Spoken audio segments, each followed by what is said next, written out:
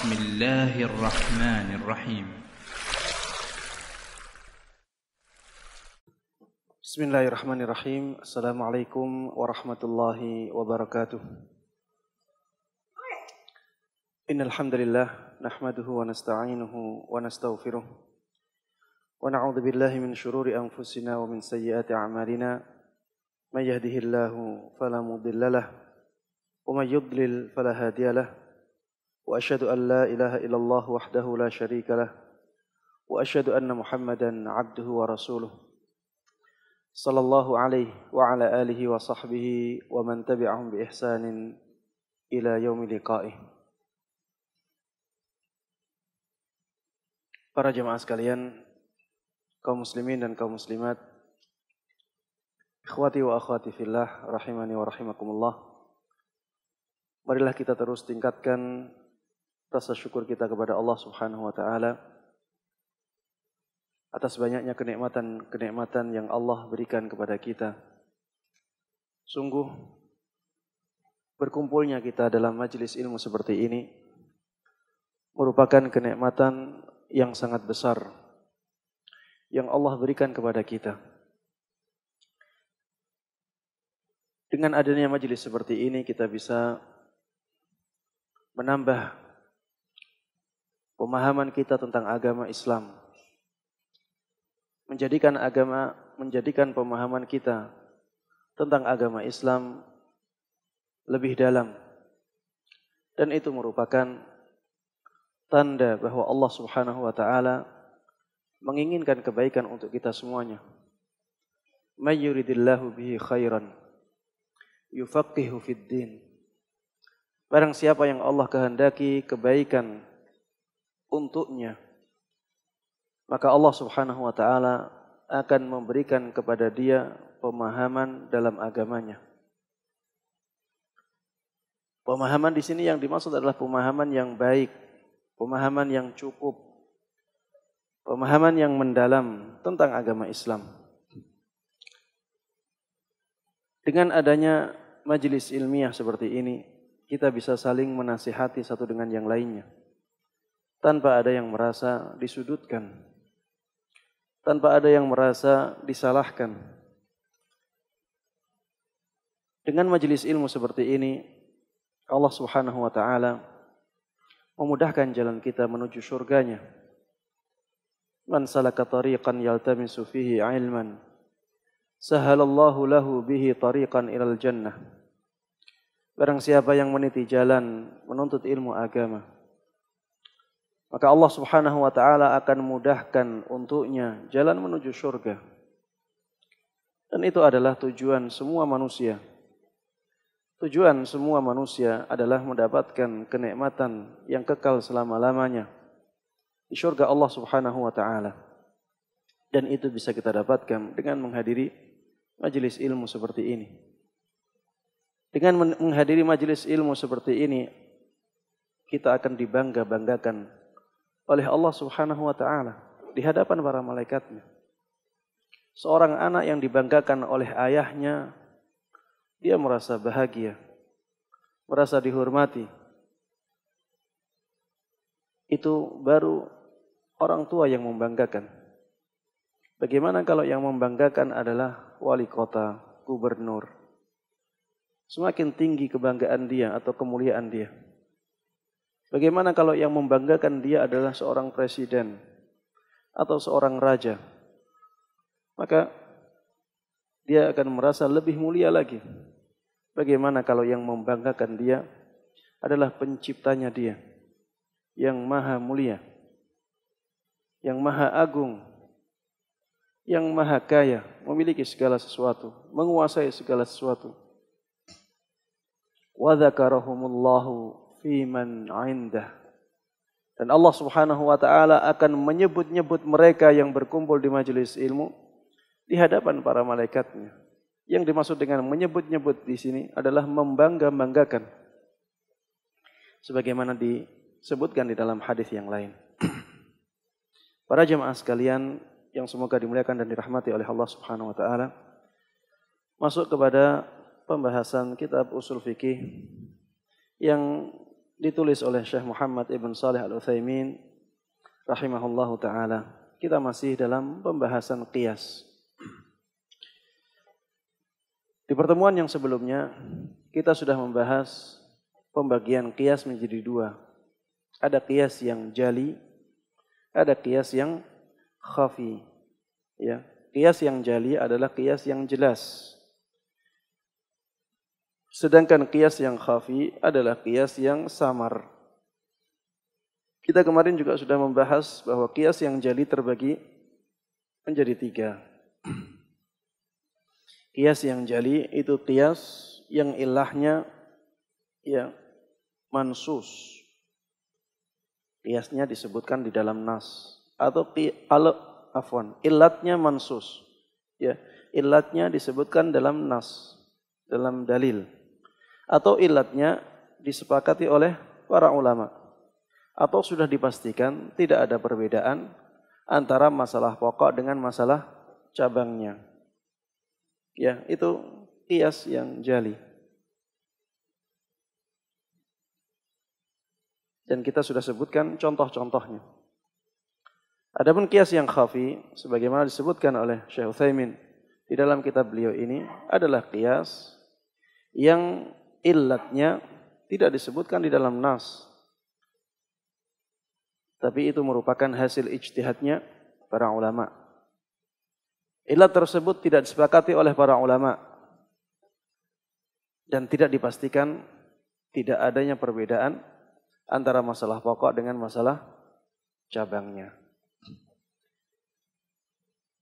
Kemudian setelah itu Syekh Utsaimin rahimahullahu taala menyebutkan pembagian qiyas yang lain. Di sana ada qiyas syabah, di sana ada qiyas al-aqs. Kita akan membahas dua qiyas ini. Dan dengan pembahasan dua qiyas ini, kita selesai dari pembahasan bab qiyas. Apa yang dimaksud dengan qiyas syabah? Qiyas syabah ini disebutkan oleh Syekh Utsaimin rahimahullahu taala ay yataraddada far'un baina aslaini mukhtalifayil hukmi wa fihi syabahun bi kullin minhuma fayulhaqu bi aktsarihima syabahan bihi. Kalau kita terjemahkan dengan terjemahan bebas, qiyas syabah adalah menyamakan hukum masalah cabang dengan hukum masalah pokok yang paling mirip dengannya. Menyamakan hukum masalah cabang dengan hukum masalah pokok yang lebih mirip dengannya atau paling mirip dengannya.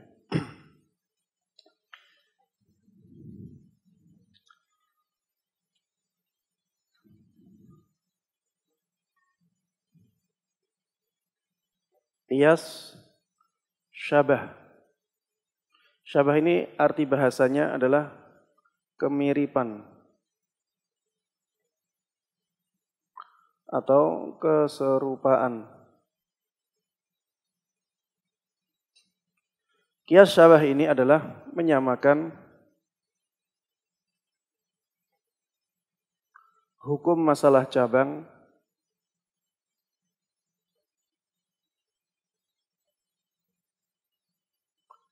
dengan hukum masalah pokok.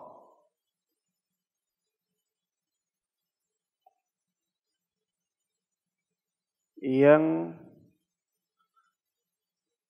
lebih atau paling mirip dengannya di sini adalah dengan masalah cabang. Jadi di sana ada masalah cabang yang bisa serupa ke masalah pokok yang satu, bisa serupa ke masalah pokok yang lainnya. Kemudian seorang mujtahid melihat cabang ini, masalah cabang ini lebih mirip mana? Lebih mirip masalah yang A atau lebih mirip masalah pokok yang B? Kalau seorang mujtahid sampai pada kesimpulan bahwa hukum cabang ini atau masalah cabang ini lebih mirip dengan masalah pokok A, maka hukumnya disamakan dengan hukum A. Kalau dia sampai pada kesimpulan bahwa masalah cabang ini lebih mirip dengan masalah pokok yang B, maka dia akan sampai pada kesimpulan bahwa hukumnya sama dengan masalah pokok B. Contohnya adalah budak. Budak ini bisa mirip dengan benda atau hewan, bisa mirip dengan manusia. Ya, budak. Budak ini apakah disamakan dengan hewan ataukah disamakan dengan manusia?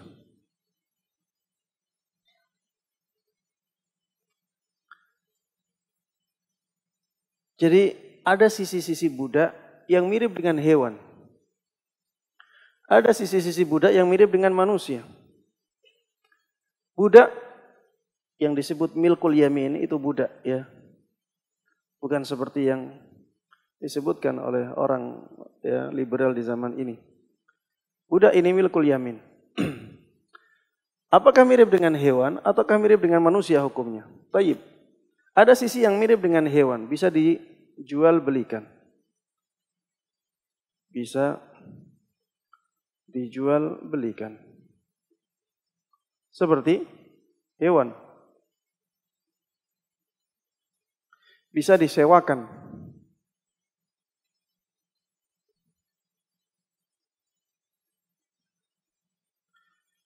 Seperti hewan. Bisa digadaikan.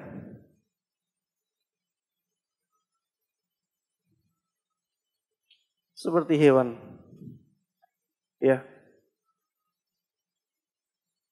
Dia tidak boleh lari dari pemiliknya.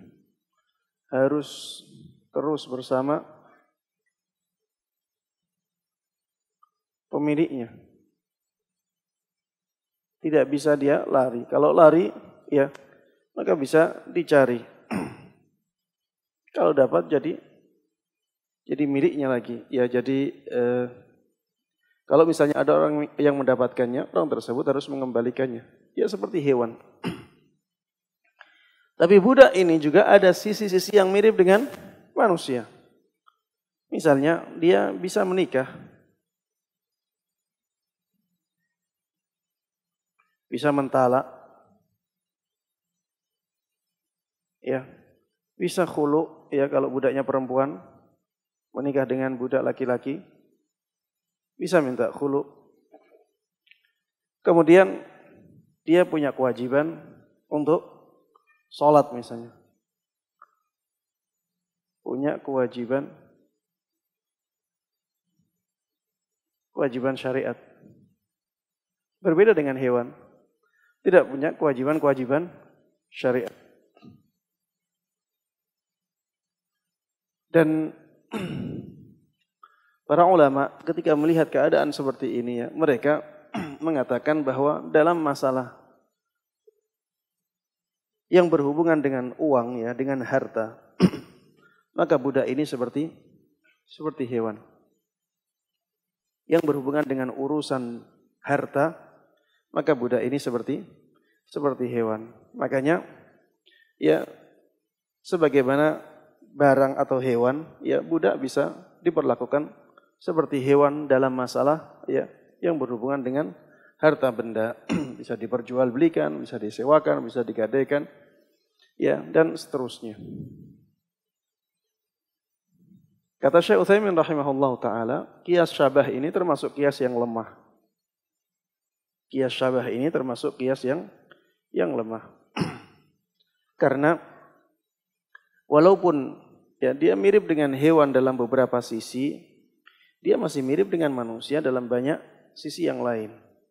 Sehingga kekuatan qiyas ini, ya, lebih lemah daripada qiyas-qiyas yang lainnya. Ustadz, bolehkah dijadikan sebagai dalil? Boleh. Ya, walaupun lemah, tapi dia masih memberikan petunjuk hukum. dia masih memberikan dzan atau persangkaan bahwa hukum Allah itu seperti itu. Contoh yang lain lagi misalnya madhi. Madhi ini hukumnya seperti mani ataukah hukumnya seperti air seni?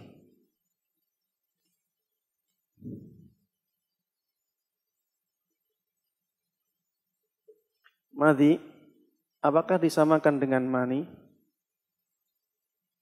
ataukah disamakan dengan seni, air seni ya?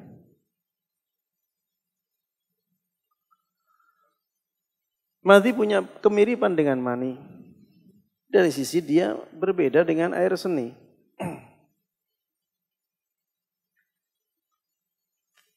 Dari sisi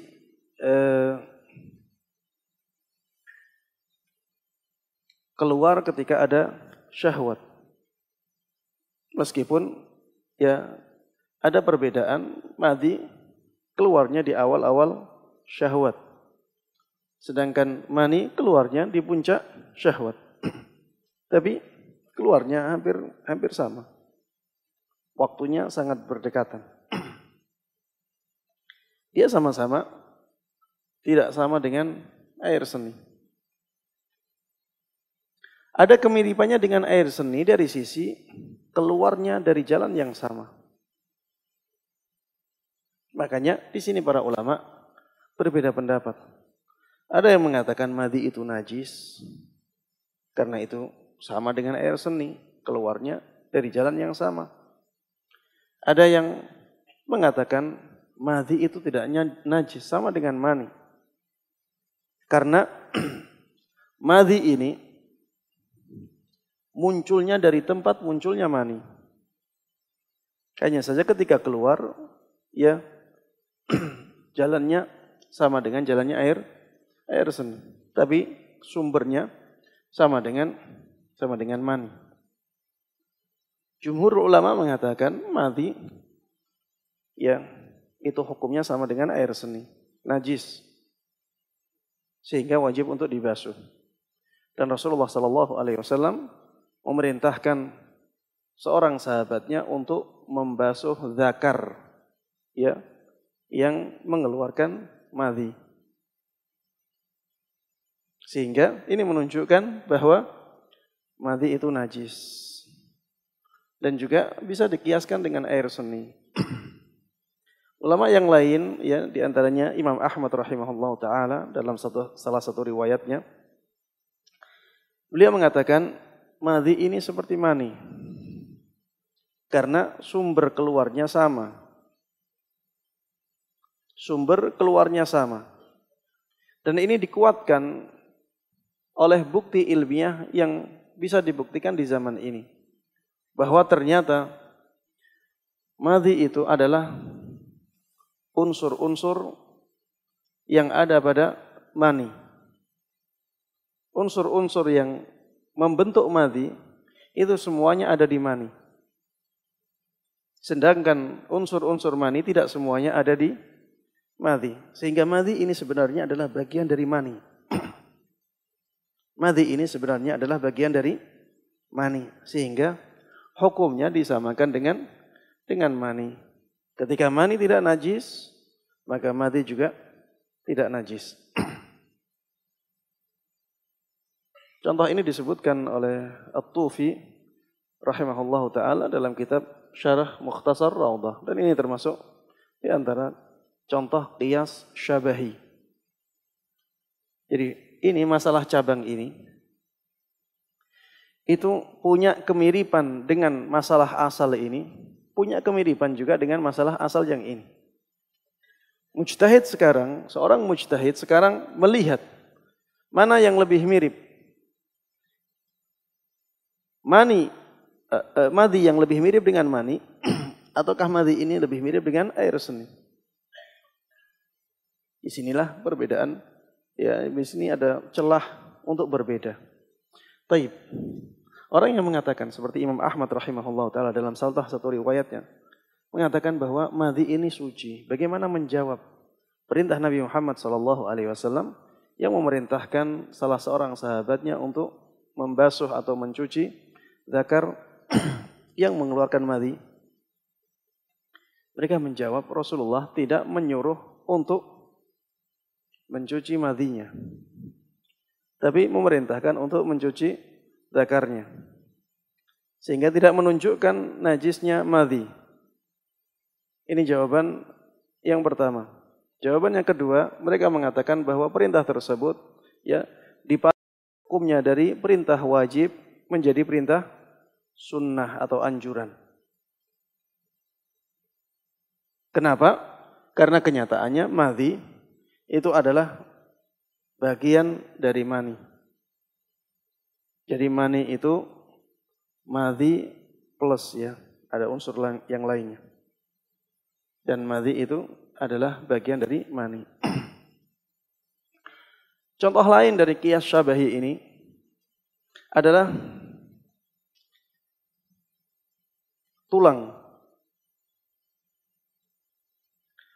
bangkai atau tulang semuanya ya, tulang bangkai. Taib, tulang bangkai ini suci atau najis? Para ulama berbeda pendapat. Ada yang mengkiaskan dengan kulit yang sudah disamak.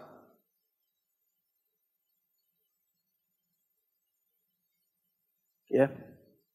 Ada yang mengkiaskan ke dagingnya.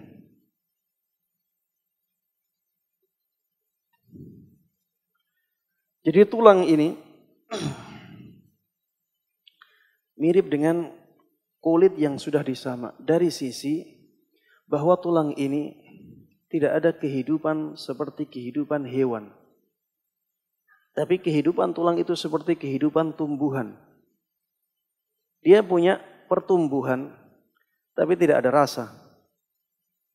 Berbeda dengan daging, berbeda dengan kulit.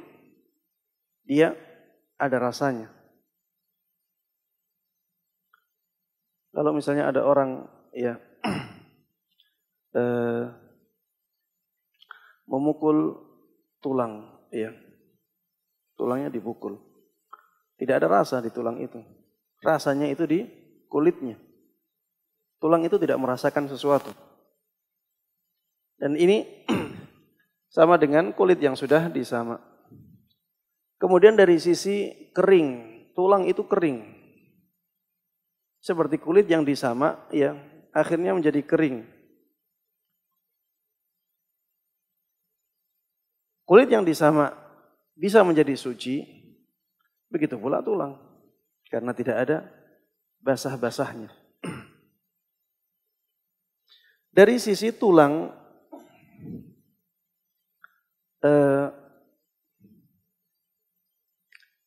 dari sisi tulang, bahwa tulang ini adalah bagian dari bangkai, maka pada asalnya sama dengan daging hukumnya.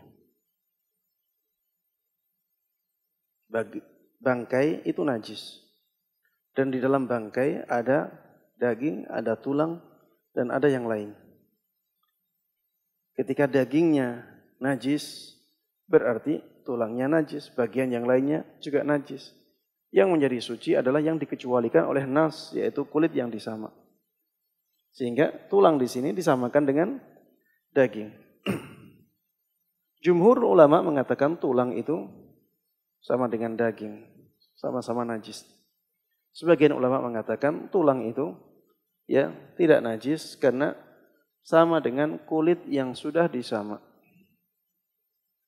Sama dengan rambut. Rambut ini ya kalau kita potong tidak ada rasanya. Setelah dipotong tidak jadi bangkai, tidak najis. Begitu pula dengan tulang. Rambut ini tidak ada basahnya. Ya basah maksudnya basah yang kelihatan. Sedangkan tulang juga demikian tidak ada basahnya. Mereka menyamakannya akhirnya. Di antara yang berpendapat demikian Syekhul Islam Ibnu Taimiyah rahimahullahu taala. Ya, beliau mengatakan bahwa tulang itu suci walaupun tulangnya bangkai. Sebagaimana kulit yang sudah disamak. Ada bangkai, kulitnya kita ambil, kita samak, maka kulit tersebut bisa menjadi suci. Karena kotoran-kotoran yang seperti daging, ya, yang basah-basah itu sudah hilang, akhirnya menjadi suci. Begitu pula dengan tulang. Ini seperti ini ya, qiyas syabah. Dari sisi hukum tidak begitu kuat. Tapi seorang mujtahid kalau melihat bahwa itu bisa memberikan penjelasan hukum, memberikan dzan, persangkaan bahwa hukum Allah itu seperti itu, maka dia boleh memakainya sebagai sandaran, ya. Wallahu a'lam. Ini qiyas syabahi. Qiyas syabah. Ketika ada masalah cabang, dia bisa sama dengan masalah pokok A, bisa sama dengan masalah pokok B. Maka seorang mujtahid, ya, dia menyamakan hukumnya dengan masalah pokok yang paling mirip dengan masalah cabangnya. Taib. Selanjutnya adalah qiyas aksi.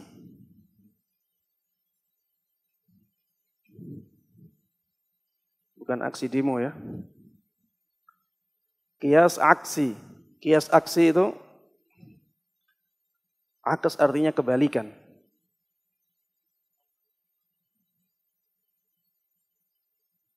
Kalau ini kemiripan.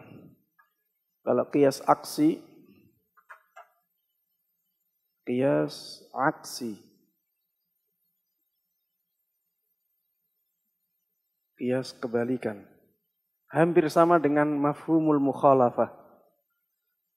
Logika terbalik, hampir sama. Bedanya, kalau logika terbalik, kita tidak butuh mencari illahnya. Tapi kalau qiyas aksi ini, kita harus tahu illahnya apa. Ya, jadi kebalikan illah itu dijadikan sebagai sandaran hukum. Disebutkan oleh Syekh Utsaimin rahimahullahu taala definisi dari qiyas aksi. Beliau mengatakan itsbatu naqidi hukmil asli lil far'i liwujudi naqidi illati hukmil asli fihi. Qiyas aksi adalah menetapkan kebalikan hukum masalah pokok pada masalah cabangnya. Karena illatnya berlawanan dengan illat yang ada pada masalah cabang. Menetapkan kebalikan hukum pokok pada masalah cabang.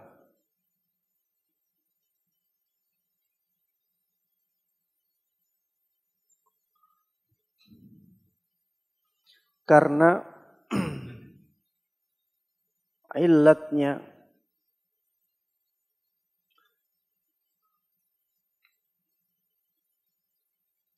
berlawanan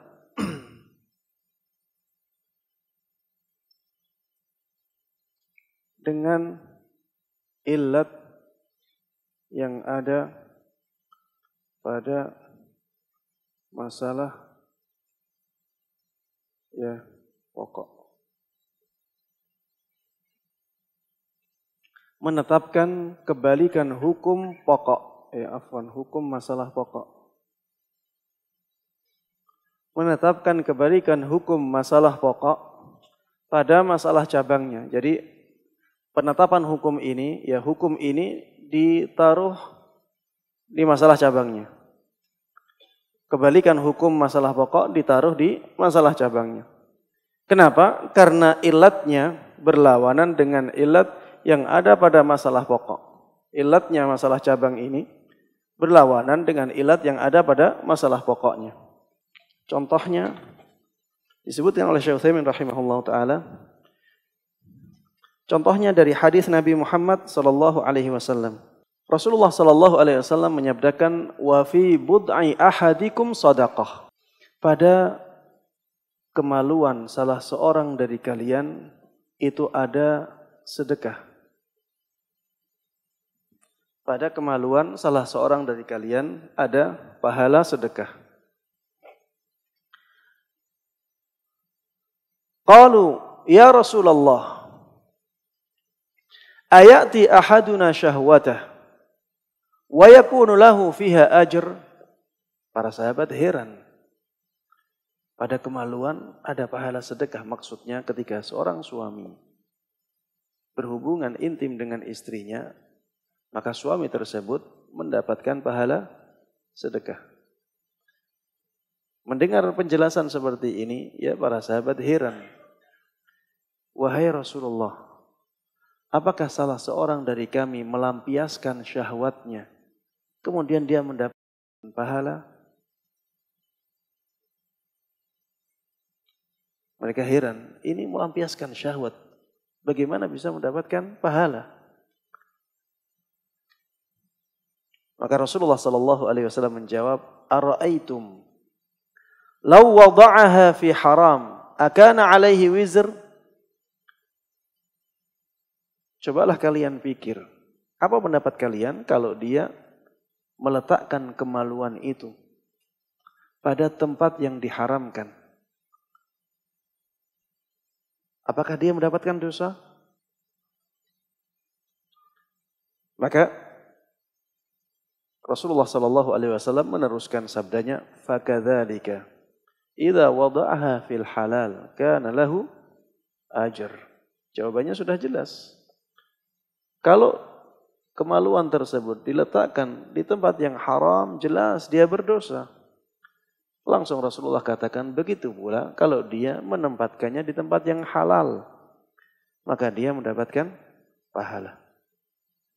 Kata para ulama, Rasulullah di sini ya sedang menggunakan qiyas aksi. Masalah pokoknya adalah, ini contohnya untuk yang dewasa ya. Taib, masalah pokoknya menempatkan ya kemaluan di tempat yang halal.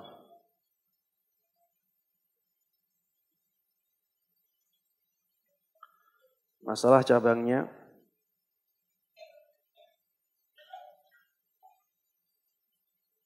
afwan, ini masalah cabang di sini.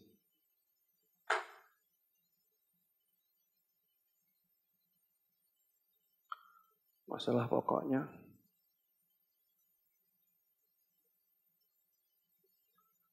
menempatkan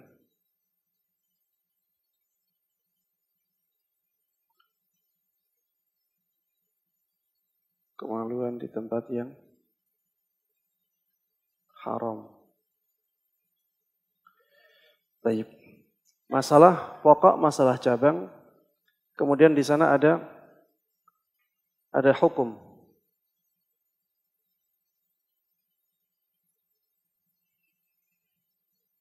Baik, saya kasih garis gini ya. Hukumnya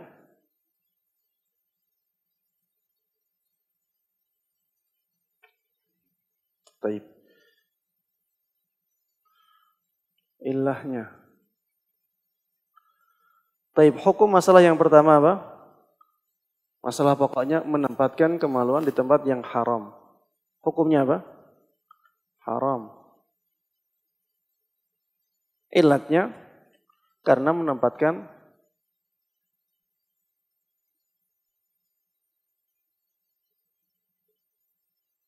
di tempat yang haram.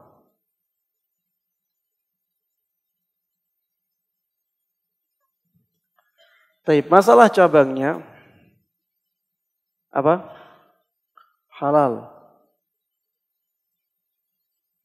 Haram ada dosanya. Halal ada pahalanya. Ilatnya karena kebalikan ini.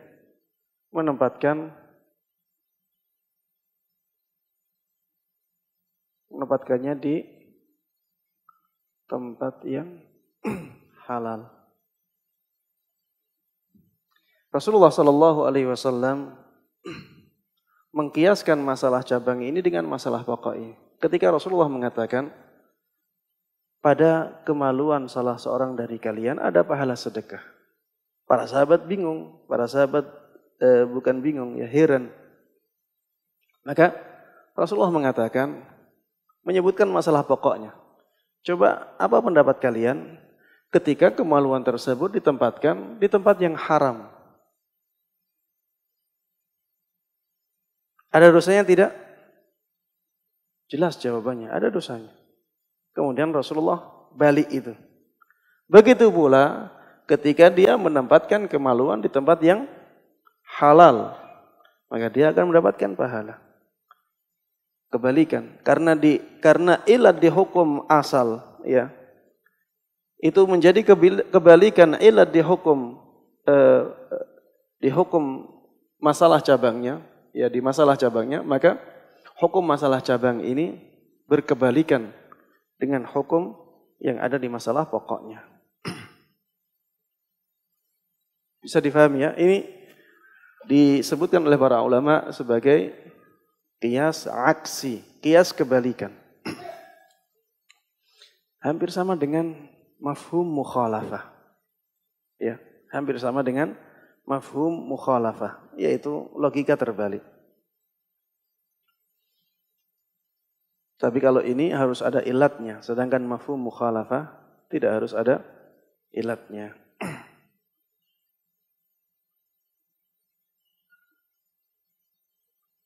Baik. Contoh lain. Disebutkan oleh sebagian ulama, mereka ambil dari Al-Quran. Afala yatadabbaruna al-Quran. Walau kana min 'indi ghairillah lawajadu fihi ikhtilafan katsira. Masalah pokoknya,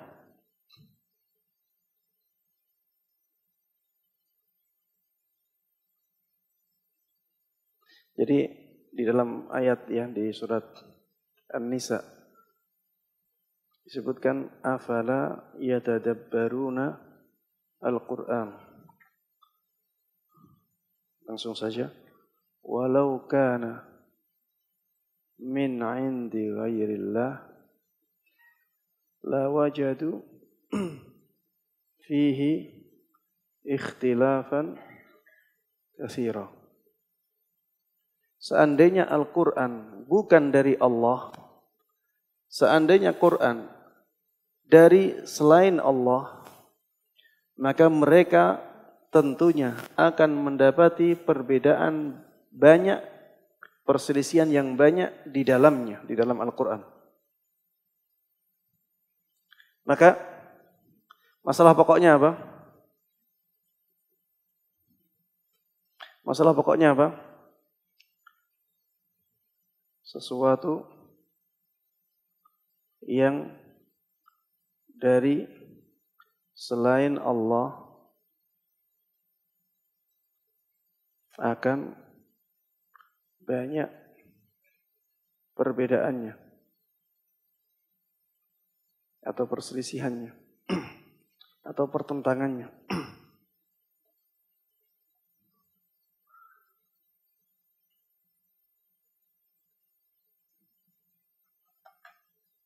Masalah pokoknya ini, masalah cabangnya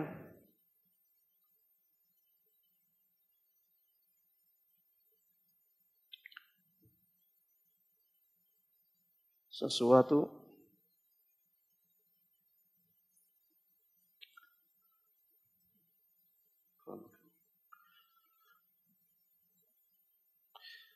yang datang dari selain Allah.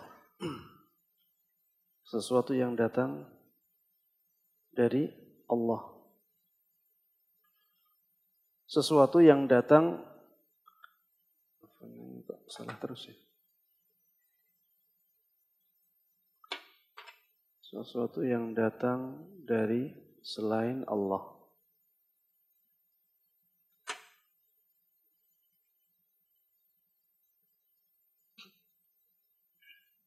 Datang dari Allah. Hukumnya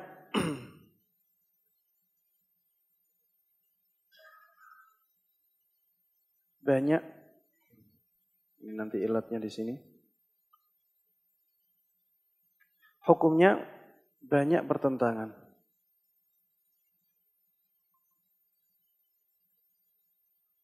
banyak pertentangannya. Ilatnya karena dari selain Allah.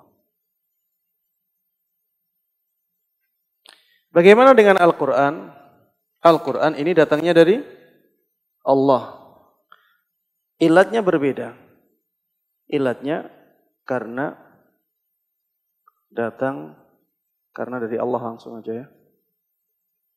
Maka karena ilatnya berkebalikan, hukumnya juga dibalik. Berarti tidak ada pertentangan.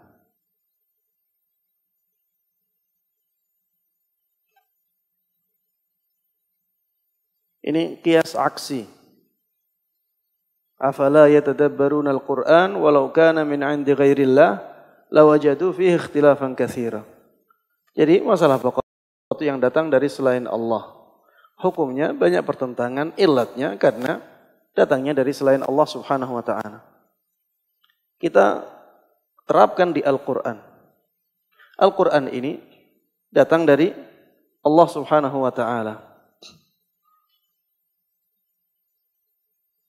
Karena dia datang dari Allah Subhanahu wa taala, maka tidak ada pertentangan.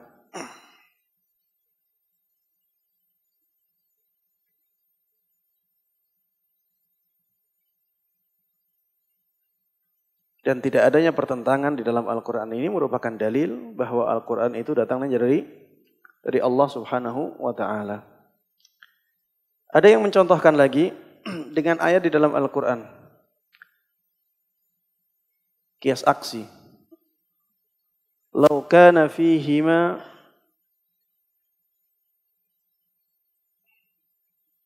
alihatun illallah la fasadata. Seandainya di bumi dan di langit itu ada banyak Tuhan atau banyak sesembahan selain Allah Subhanahu wa taala, tentunya keduanya akan rusak. Tentunya keduanya akan rusak. Tapi ini masalah pokoknya apa?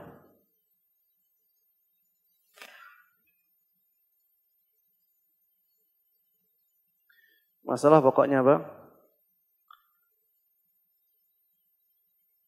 Di langit dan di bumi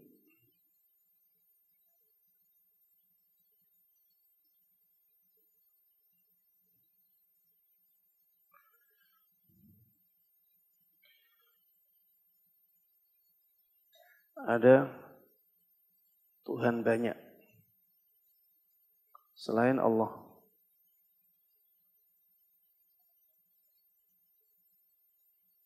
Hukumnya apa?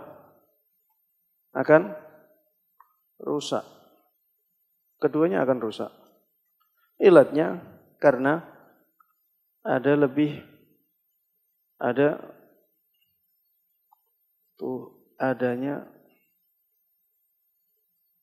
adanya lebih dari satu Tuhan.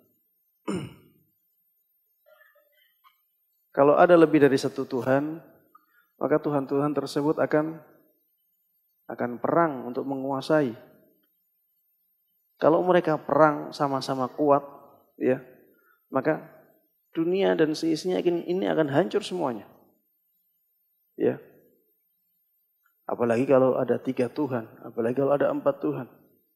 Karena setiap Tuhan dia akan merasa yang paling berhak untuk menguasai. Setiap Tuhan akan merasa dia yang paling berhak untuk dimuliakan nomor 1.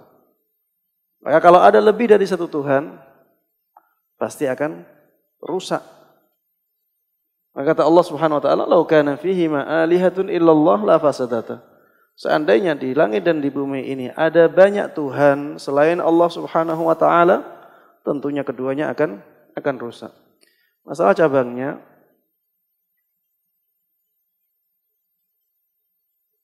di langit dan di bumi, masalah cabangnya kita langsung ke sini saja. Langit dan bumi tidak rusak.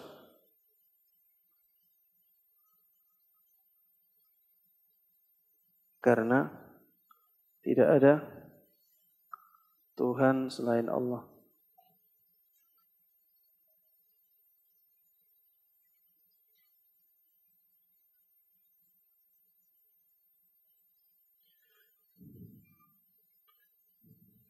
Berarti di langit dan di bumi tidak ada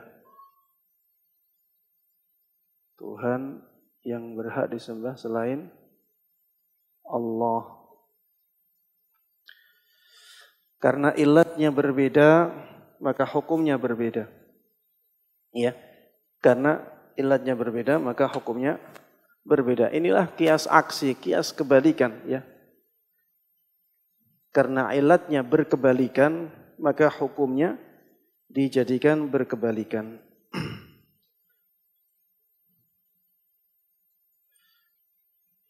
Baik. Dengan demikian, ya, selesailah pembahasan kita tentang bab qiyas.